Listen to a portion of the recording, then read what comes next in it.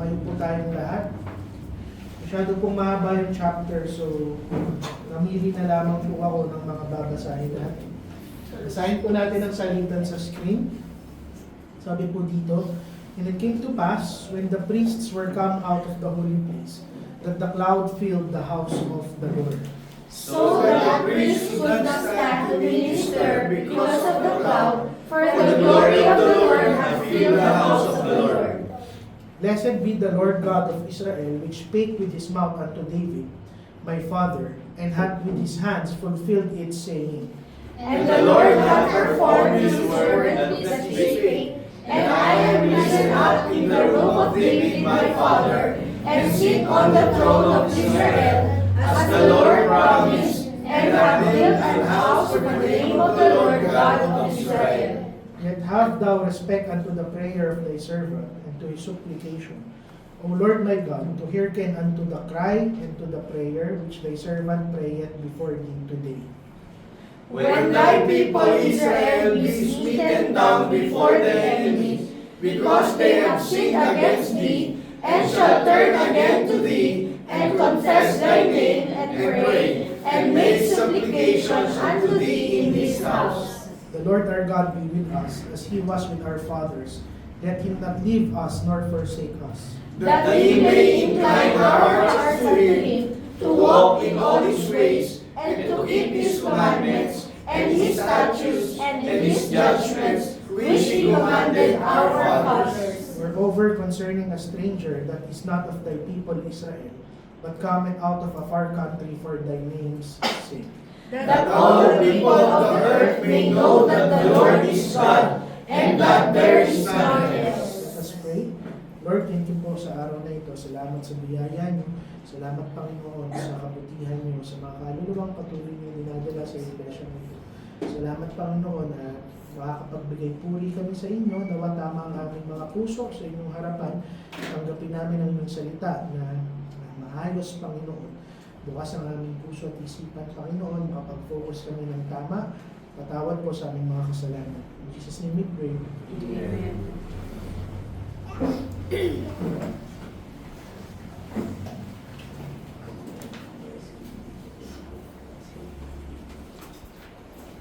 So kung maaalala niyo po yung dalawang huling linggo na inaral natin yung First Kings, ang focus ay nandun sa preparasyon, sa pagsunod nila, sa pag-construct nila ng templo ni Solomon. Nakita natin kung paano nila hinubog yung mga bato, kung paano nila sinunod yung plano, at kung paano nila binuo yung templo ng ating Panginoon. And yet, lahat ng trabaho na yun, kahit gaano sila katapat, kahit gaano sila kasaya sa paggawa ng templo ng Panginoon, hindi pa rin ito kompleto. Yung templo na yan, kahit gaano pa yan kaganda, magkakaroon lang yan ng saysay kung nandun mananahan ang ating Panginoon. Ang talagang dinedesire ng Israel dito, hindi lamang makumpleto yung templo, pero makita nila yung kumpirmasyon na nandun yung presensya ng ating Panginoon. Kaya sa 1 Kings chapter 8, dito sinagot ng Panginoon ang kanilang panalangin. Dinala na yung Ark of the Covenant doon sa Holiest of Holies, Holy of Holies, sa kalagitnaan ng templo. Nagsakripisyo na sila. Nilid ni Solomon sa panalangin yung buong bansa. Nag-preach dito si Solomon. And in that moment, nakita nila na pinuno ng Panginoon ng kanyang presensya yung templo. Ang description dito, bumaba yung mga ulap at pinuno yung buong templo. At nakita ng mga pare yung pagbaba ng ulap at sila mismo ay naupo at hindi nila nagawang mag-minister sa kalagitnaan ng ating Panginoon. So visibly nakita nila dito yung presensya ng ating Panginoon. At sa chapter na ito, tinuturo sa atin, kung iniisip nyo na bumaba ang Panginoon at ipinakita niya yung presensya niya dahil sa ginawa ni Solomon, dahil sa kagandahan ng templo, nagkakamali tayo. Yung preparation natin, katulad ng itinuturo natin ng mga nakaraang linggo, ino-honor niya ng ating Panginoon. Yung pagsunod natin, kinatutuwaan niya ng ating Panginoon. Pero hindi yan ang dahilan kung bakit ibibigay ng Panginoon ang kanyang presensya sa atin. Ano yung ibig kong sabihin? Wala tayong kayang gawin na pwede nating i-earn ang presensya ng ating Panginoon. Ibibigay niya ang kanyang presensya sa oras na gusto niya itong ibigay. At habang kinoconsider natin yung text natin sa araw na ito, nire-remind tayo na ang tunay na goal at purpose ng worship, hindi yung activity, hindi lang yung ministry, hindi yung ganda ng ating iglesia, hindi yung mga seremonya, pero sa mga oras na kung saan pinapahintulutan ng Panginoon ang presensya niya sa mga taong hinahanap siya. Amen. First point. Makikita natin from verse 1 hanggang verse 11, although di nga natin binasa ng buo, makikita natin na inilagay ng Panginoon ang presensya niya dun sa pinakagitna ng templo. Inilagay yung Ark of the Covenant sa Holy of Holies. At makikita natin dito na kung saan talagang theological yung ginawa ni Solomon dito. Yung arko, yung Ark of the Covenant, nire-representa niya yung pangako ng Panginoon sa Israel. Pero hindi lang yung pangako ng Panginoon, nire-representa niya yung batas, yung utos, yung grace, yung awa at habag ng ating Panginoon. At kung maaalala nyo, nung mga panahon na wala pa yung templo, palipat-lipat yung Ark of the Covenant sa mga bahay ng mga pari. At ngayon, at last, dinala na nila yung Ark of the Covenant sa templo ng ating Panginoon. At hindi lang ito relocation hindi lang ito seremonya. Dinedeclare nila ngayon na yung templo ni Solomon na nandun sa gitna ng kaharian ng Israel, para ba nilang sinasabi, ito ang trono ng aming Panginoon. Siya yung sentro ng templo, siya yung sentro ng worship, siya yung sentro ng pamumuhay ng buong bayan ng Israel. At yung templo, hindi lamang siya nakumpleto dahil itinayo sila ni Solomon. Nakumpleto yung templo dahil nandun na yung presensya ng ating Panginoon. Nawala yung punto. Makikita natin dito na sa kalagitnaan ng ating iglesia, sa kalagitnaan ng ating worship, hindi tayo nagtitipon-tipon dito para lang magsaya o simple lang na makinig ng salita ng ating Panginoon. Nandito tayo dahil ino-honor natin sa sentro ng ating iglesia ang ating Panginoon. Tandaan nyo na kung saan hindi basta-basta yung paglipat ng Ark of the Covenant. Magsasakripisyo sila, gagawin nila to orderly, may sanctity, may solemnity. Ginagalang nila yung proseso ng paglalagay ng Panginoon sa sentro ng kanilang worship. At ngayon, nung dumaan at dumating yung Panginoon, hindi naman pwedeng magpakita yung ating Panginoon sa kanilang kalagitnaan. Bakit? Dahil sa sobrang kabanalan ng Panginoon, kahit sino ang makakita sa Kanya, sila ay mamamatay. So ano ang ginawa ng Panginoon? Pinuno niya ng ulap yung templo. At tandaan nyo, nung naglalakbay yung Israel sa wilderness, ano yung sinusundan nila na presensya ng Panginoon? Yung ulap.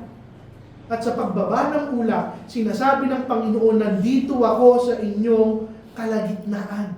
Yung parehong Diyos na nagligtas sa kanila sa wilderness, ito pa rin yung parehong Diyos na nandun sa kanilang kalagitnaan.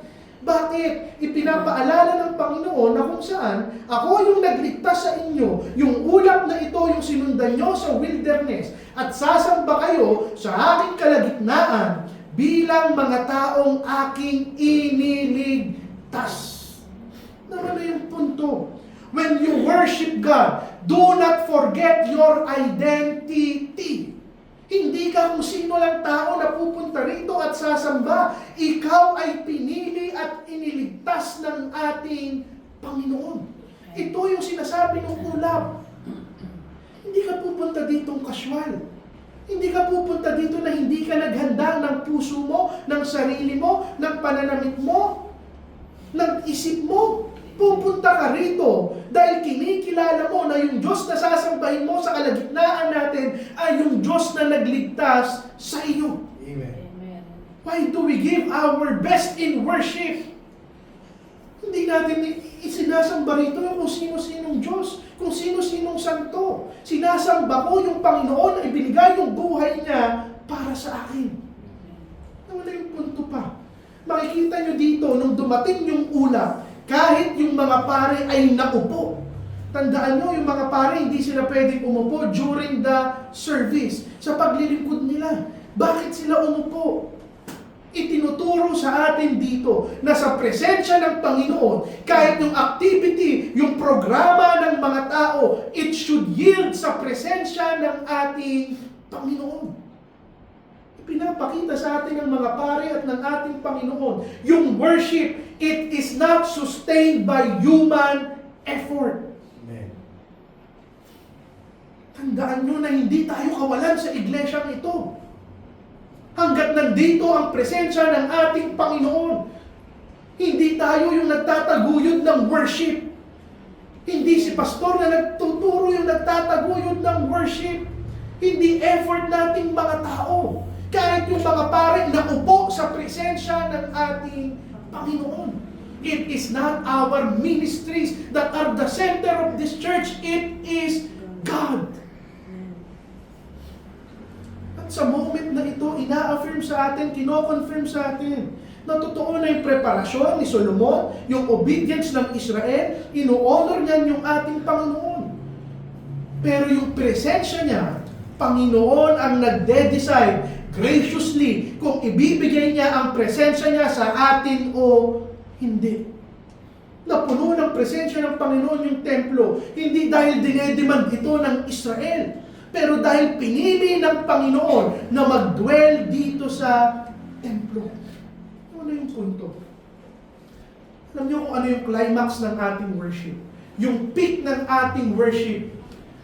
Sa kada linggo, dapat maramdaman ng bawat isa na nandito sa iglesia ito ang ating Panginoon. Otherwise, walang kwenta yung lahat ng ating ginagawa. Amen. And it takes everyone's effort.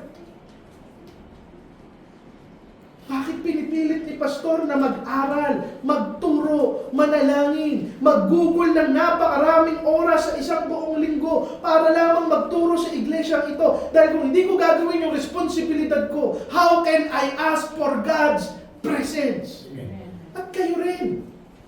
Hindi pwede na kung saan si pastor lang yung naghahanda. Inihahanda niyo ang inyong sarili, ang inyong puso, ang inyong panalangin, ang inyong pag-aaral, yung inyong mga isusuot, yung inyong mga buhay, yung inyong pag-iisip at puso na sa araw na ito at inihatid natin ang salita ng Panginoon. Handa kayong humarap sa Kanyang presensya. Now, ito yung tanong ko. And this is a vital question for the church. Talaga bang sentro ng worship natin yung ating Panginoon? Or ginagawa nating accessory yung ating Panginoon kada linggo? Tandaan nyo na hindi inilagay yung Ark of the Covenant doon sa gate o doon sa unang kwarto. Inilagay siya doon sa gitna. Ano yung punto? In the same way, hindi magiging sentro ng iglesyang ito sa tuwing nagtitipon tayo ang ating Panginoon kung hindi siya sentro ng ating buhay sa pang-araw-araw. Mali yung pananaw natin. Yung pananaw ng maraming Kristiyano. Kailangan kong bigyan ng priority ang aking Panginoon? No! He is not one of our items sa listahan natin ng priority. He is our only priority. Amen.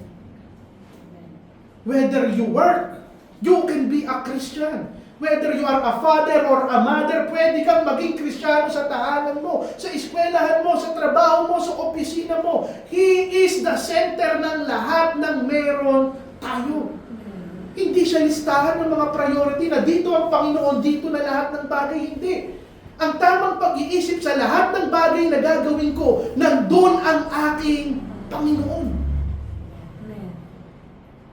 Ano yung tinuturo ng mga pari dito sa atin, ng Israel? When God is at work, you yield. Sometimes, the best response in worship, yung pinakamagandang reaksyon sa ating worship, to step back, magpakumbaba, at i-appreciate lang yung presensya ng ating Panginoon. Yun, nire-remind tayo ngayon ng salita ng Panginoon. Ano ba yung worship? Kung ano man yung structure, yung programa, yung preparasyon, it matters. Sinasabi ko naman sa inyo nung huling dalawang preaching natin sa 1 Kings, it matters. Pero kung wala yung presensya ng Panginoon, kahit gaano kaganda yung programa natin, yung worship natin, walang kwenta yan. Pangalawang punto. From verse 12 hanggang verse 21, makikita mo dito na tinupad ng Panginoon ang kanyang pangako kay David. Ano yung unang ginawa ni Solomon? In-acknowledge niya yung katapatan ng Panginoon sa kanyang ama. Nung napuno ng ulap ng presensya ng Panginoon yung templo, ang unang lumabas sa bibig ni Solomon, hindi na itinaas at iniyabang sa Panginoon na, o Panginoon, ang ganda ng templo na binigay ko sa iyo. Panginoon, sinunod kita. Panginoon, nagpagod kami. Panginoon, we gave you the best. Ano yung sabi niya? Itinaas niya yung Panginoon. Panginoon, may templo ako dahil tinupad mo yung pangako mo sa aking ama na si David. Inalala niya yung pangako ng Panginoon. Ano yung pangako ng Panginoon kay David? That his son will build a house for the Lord. Hindi niya claim yung credit, hindi niya kinuha yung credit, yung merit. Pero ang ginawa niya, Panginoon, lahat ng bagay na ginagawa ko at nagagawa ko sa ministeryo, nagagawa ko lang dahil sa iyo. And this is very important. Marami sa ating mga Kristiyano, tempted tayo na i-celebrate yung achievement natin bilang mga mananampalataya. I-celebrate yung achievement ng ating iglesia. But there is no point in celebrating ourselves. Si Solomon, tinanggihan niya yung temptation na i-celebrate yung pagbuo niya ng templo. Ang sinelebrate niya, Panginoon, natayo ko yung templo, hindi dahil may kakayanan ako, pero dahil matapat ka sa aking ama na si David. Amen. Nauunawaan niyo ba yung worship natin? The worship is not about you and me. Yung pagsamba hindi tungkol sa iyo at hindi tungkol sa akin. Sa lahat ng bagay na ginagawa natin, bilang pastor, bilang teacher, bilang preacher, bilang mga mananampalataya na tumutulong sa gawain ng Panginoon, yung acknowledgement sa ating Panginoon. Hindi nagtutuloy yung ministeryo dahil nandito tayo, o dahil nagtuturo si pastor, o dahil kumikilos ang kahit sino man. Tumutuloy ang ministeryo dahil matapat ang ating Panginoon. You are not reliable. God is the only one reliable dito sa iglesyang ito. Amen. Ito yung katotohanan. Namatay na si Solomon, pero nandun pa rin ang templo ng ating Panginoon. Ano yung punto? Hindi si Solomon yung punot dulo ng templo, it is God.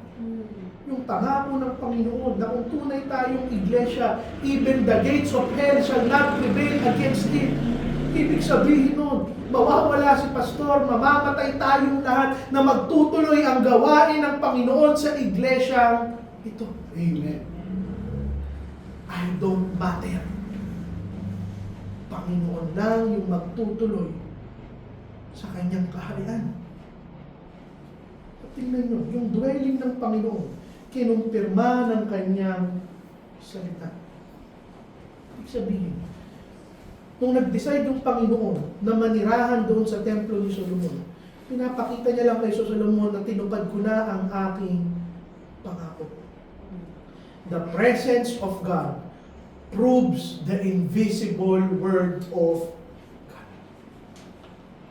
Kuha niyo po yung gusto kong iparating sa bawat isa. Sabihin, kung mararamdaman nyo yung presensya ng Panginoon sa mga salita niya na naririnig nyo kada linggo, this is a proof that God dwells in this church. Ibig sabihin yung dwelling ng Panginoon, yung presensya ng ating Panginoon, hindi siya hiwalay sa salita ng ating Panginoon. Sinasabi dito ni Solomon, nandito ang ating Panginoon dahil tinutupad niya ang kanyang salita. Ibig sabihin yung presence ng Panginoon at yung salita ng Panginoon, it goes together. Hindi pwede na kung saan sasabihin ng iba na naramdaman ko ang Panginoon, nagpagaling ako sa harap ng Panginoon, nagawa ko ang lahat ng bagay sa Panginoon. Pero hindi nila itinuturo ng tama yung salita ng ating Panginoon. The only way for us na maramdaman ang presensya ng Panginoon ay sa pamamagitan ng kanyang salita. Uulitin ko, realidad ang Kristyanismo, hindi magic. Salita ng Panginoon ang nagdadala ng kanyang presensya. Bakit? Ano ang sabi sa John? Sino ang salita? It is Christ. Christ is the incarnated Word of God. Now, ano yung application nito sa atin? Iangkla natin yung worship natin, yung pagsamba natin, katulad ni Solomon, sa pagpapasalamat sa katapatan ng ating Panginoon. Kapag naranasan nyo yung blessing ng Panginoon, pag naranasan nyo yung presensya ng Panginoon, yung unang response, i-acknowledge na tinutupad niya lang ang kanyang salita, ang kanyang pangako. Ano? Tinuturo din sa atin ang salita ngayon ng Panginoon. Magtiwala ka sa kanyang salita. Kahit sa mga panahon na parang ang layo ng pagtupad niya ng kanyang pangako. Tandaan nyo, dekada bago na itayo yung templo, simula nung nangako ang Panginoon kay David. Hindi naman siya kay Solomon nangako kay David. Bago pa nga naging hari si David, nangako na ang ating Panginoon. Bata pa siya noon. Pastol pa siya. Hanggang sa naging hari siya, nagkasala na siya, naging anak niya na si Solomon, lumaki na si Solomon at naging hari, saka lang tinupad ng ating Panginoon. Ano yung punto ko rito? Madalas sa atin mali yung ating pag-iisip. We worship God sa mga panahon na tinutupad niya na ang kanyang pangako. Pero yung tunay na Kristiyano, whether or not dumarating na yung pangako ng Panginoon, magwo-worship siya dahil alam niyang matapat ang kanyang Diyos. Now, next point. Gusto kong makita ng bawat isa na kung saan yung presensya ng Panginoon, iniimbitahan ang bawat isa na dumepende sa ating Panginoon. Pagkatapos, i-acknowledge ni Solomon yung kabutihan ng Panginoon at pagtupad niya ng kanyang salita. Ano yung sunod niyang ginawa? Nanalangin siya upang itaas ang ating Panginoon. Pangalawa, nanalangin siya to intercede with the Israelites. Ang sabi niya sa Panginoon, pagkatapos niyang sambahin sa panalangin, ang sabi niya, Panginoon, kung magkakasala man ang kahit sinong Israelita, patawarin mo kami. So una, tingnan natin yung panalangin na inaangat niya ang ating Panginoon. Tumayo siya sa altar, binuka niya yung kanyang kamay sa kalangitan, nag-worship siya, at bago niya pa iparating yung request niya sa ating Panginoon, ano yung ginawa niya? Minagnify niya yung kagitingan ng ating Panginoon. Ipinanalangin niya, pinapurihan niya yung kagitingan, katapatan, at walang kasing tulad ang ating Panginoon. Sinabi niya, wala nang ibang kasing tulad ng aming Panginoon. Siya lang ang tumutupad ng pangako. Siya lang ang nagbibigay ng awa. Siya lang ang nagbibigay ng habag. At itong panalangin ni Solomon, makikita natin na marami sa atin mali ang ating panalangin. Kapag nananalangin tayo, sinisimulan natin sa paghingi sa ating Panginoon. At hindi yung tama. When you pray, Prayer begins with the recognition that God is God. Amen. Na ang aking Diyos ay totoo, ang aking Diyos ay buhay, na ang aking Diyos ay makapangyarihan, siya ay banal. Papapurihan ko muna siya sa aking panalangin bago ko ibigay sa Kanya yung listahan ng lahat ng aking pangangailangan. Tingnan nyo, kung aaralin nyo lang, hindi na natin kasi kayang daanan isa-isa ito. Pero lahat ng panalangin dito ni Solomon, nakaangkla sa karakter ng ating Panginoon. Na ang Diyos niya ay matapat, ang Diyos niya ay mahabagin, ang Diyos niya ay makapangyarihan, pero malapit sa Kanya. Kapag ganito yung ating panalangin, hindi nagiging transactional yung ating panalangin. Iniimbitahan ka ngayon mismo ng sarili mong panalangin na dumepende sa Panginoon, hindi dahil sa mga bagay na kaya mong hingin sa Kanya, pero magiging dependent ka sa Kanya dahil kung sino ang iyong Diyos. Pangalawang bagay na laman ng panalangin ni Solomon dito. He intercedes for the people. Pag sinabi natin intercede, para siyang isang lawyer na kung saan nagmamakaawa siya sa Panginoon. Actually, na-anticipate na nga dito ni Solomon, inaasahan niya na magkakasala ang Israel, papalya ang Israel, magugutom ang Israel, magagalit ang Panginoon sa Israel. Pero, realistic yung prayer niya. Actually, very pastoral yung prayer dito ni Solomon. Hindi niya ina-assume na yung katapatan ng Israel ngayon ay panghabang buhay. Sinasabi niya, Panginoon, balang araw magkakasala kami. Pero kung magkakasala man kami at magsisisi kami, ang panalangin ko, Panginoon, pakinggan mo kami at kami ay iyong patawarin. Amen. Nang ano yung punto? Kung nandito sa kalagitnaan natin yung presensya ng Panginoon, katulad ni Solomon, hindi pride ang ipropromote ng ating mga puso, kung hindi repentance. Paano mo malalaman na nandito ang presensya ng Panginoon sa iglesia nito?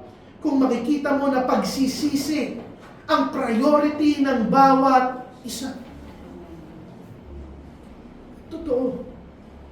Is the temple a place of celebration ng presence ng Panginoon? Yes.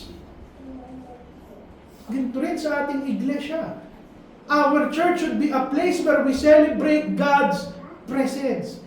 Pero, katulad ng panalangin ni Solomon, kung nandito ang presensya ng Panginoon, mararamdaman ng lahat ng taong nagkakasala at nagkakamali na hindi lamang ito lugar ng celebration. Ito yung lugar kung saan sila pwedeng bumalik at humingi ng kapatawaran sa ating Panginoon. Amen. This is what a church is.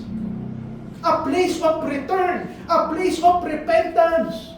A place na kung saan, kung nandito yung presensya ng Panginoon, mararamdaman ng bawat isa yung napakagandang imbitasyon sa mga taong broken, sa mga taong durog, sa mga taong makasalanan. Ito yung lugar kung saan ka pwedeng magpakumbaba sa Kanyang harapan.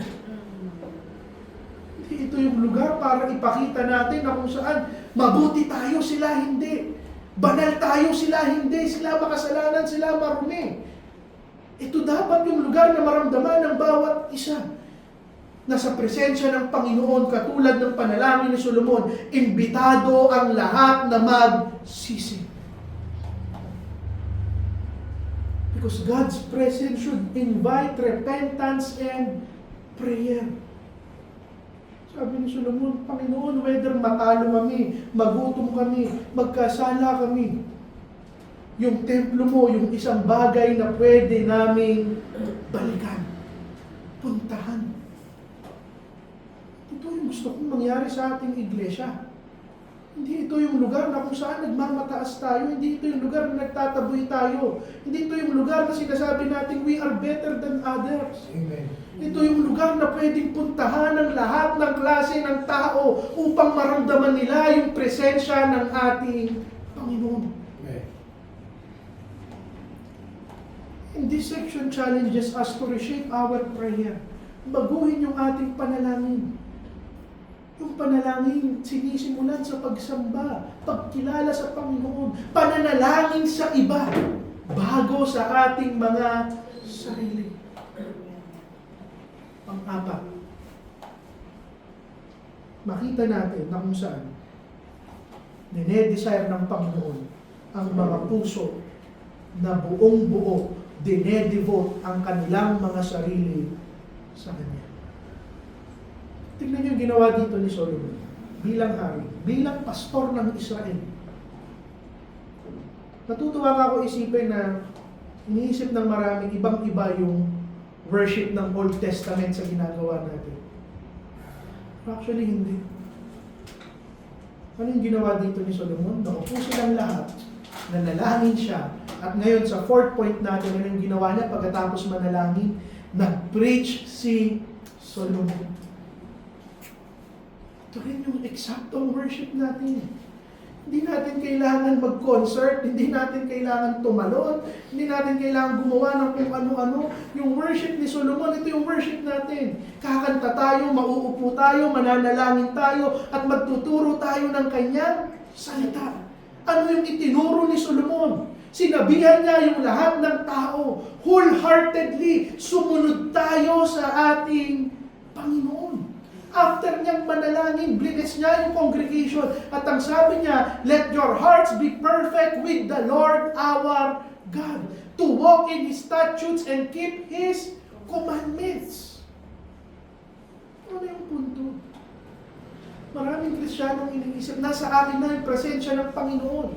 Nasa akin na yung grasya ng Panginoon. Okay na magkasala ako, patatawarin ako ng ating Panginoon. That is true. Ito ang lugar ng kapatawaran, pero ito rin yung lugar ng pagsunod sa ating Panginoon.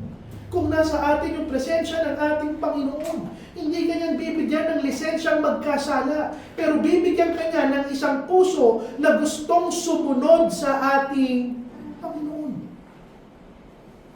Alam niyo kung bakit ganito yung panawagan ni Solomon? Dahil unawa niya na nandito sila doon sa spiritual peak, pinakamataas na espiritualidad. Kabubuo lang nila yung templo. Pero kung hindi nila yung susundan ng matapat na pagsunod sa ating Panginoon, magiging ala-ala na lang yung mga bagay na ginawa nila para sa templo ng ating Panginoon. Maaari na nakita nila yung presensya, nakita nila yung ulap na pinuno yung templo, nakita nilang pinakinggan ng Panginoon yung panalangin ni Solomon, pero kung sa araw-araw ng buhay nila ay hindi sila susunod, mawawalang sa isa yung lahat ng bagay na kanilang naranasan. Ano yung punto ko? When we worship every Sunday, at nararamdaman mo yung presensya ng ating Panginoon, hindi lang yan isang emotional experience. It is meant na baguhin yung araw-araw nating pamumuhay. Amen. Dahil kung hindi yan binago yung buhay mo, hindi mo tunay na naramdaman ang kanyang presensya. Yung preaching lang ni Solomon. If I were to summarize yung preaching niya, tinatawag niya sa kabanalan ang buong bayan ng Israel. Ang desire ni Solomon, wag nating hatiin yung ating mga puso. Fully devoted tayo sa ating Panginoon. Hindi dahil malapit ka sa presensya ng Panginoon ay pwede ka nang mag-relax. Hindi. You have to maintain yung standard ng kabanalan kung gusto mong ma-preserve yung presensya ng Panginoon sa iyong buhay. Kapatid, grace does not diminish holiness. Yung grasya ng Panginoon, hindi niya binabawasan yung kabanalan natin, kung hindi, dinadagdagan. Yung grasya niya ay hindi lisensya para magkasala. Yung grasya niya, ibinibigay niya yan upang patuloy tayong umasa sa Kanya at mamuhay na tama. How? Ano yung application? I challenge everyone. Evaluate mo yung lalim ng debosyon mo sa ating Panginoon. Divided ba yung puso mo between God at yung mga bagay na kung saan kinukuha yung priority at loyalty mo? Tinatrato mo ba yung worship bilang substitute sa pag-araw-araw mong pagsunod sa ating Panginoon? Hindi. Yung araw-araw mong pamumuhay, it is worship presensya ng Panginoon, hindi yan dapat magbigay ng complacency. Hindi tayo pabanjing-banjing lang, hindi pwede na kung saan. Okay na tayo dahil nandito ang presensya ng Panginoon, hindi.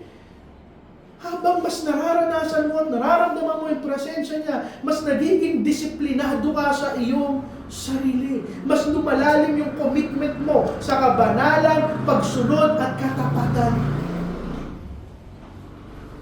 Kapatid, kung hindi mo nararamdaman yung wholehearted devotion mo sa Panginoon, you have never truly felt God's presence. Amen. Because the moment na maramdaman mo yung presensya ng Panginoon, ayaw mo nang bitawan to. Amen. Panghuli, dito po natin tatapusin. Kaya kung mapapansin niyo po dito sa text, nauna yung 57, 58 bago yung 41. Dahil I was trying to make a point. Sabi sa 41 hanggang 60, moreover, concerning a stranger that is not of thy people Israel, but cometh out of a far country for thy name's sake, that all of the people of the earth may know that the Lord is God and that there is none. Nakita niyo ba, tunawa niyo ba yung kagandahan ng templo? Lumaki ako na kung saan iniisip ko that the Old Testament God was only for the Israelites. Na sa New Testament lang, winelcome ng Panginoon ang mga Gentiles. Pero nung inaaral ko yung Old Testament, I realized, meron nga silang isang tribo sa Israel na kung saan doon nila inaampon lahat ng hindi Israelita. At ngayon, itong taong to, hindi to inampon ng Israel. Pumunta lang siya sa templo ng Panginoon dahil gusto niyang magbigay puri sa Panginoon ng Israel. Ano yung punto ko? This gave me more reason na talagang wala tayong itataboy sa ating iglesia. Amen. Amen. Kahit sino ang gustong pumasok, maupo at makinig at hanapin ang presensya ng Panginoon, welcome siya.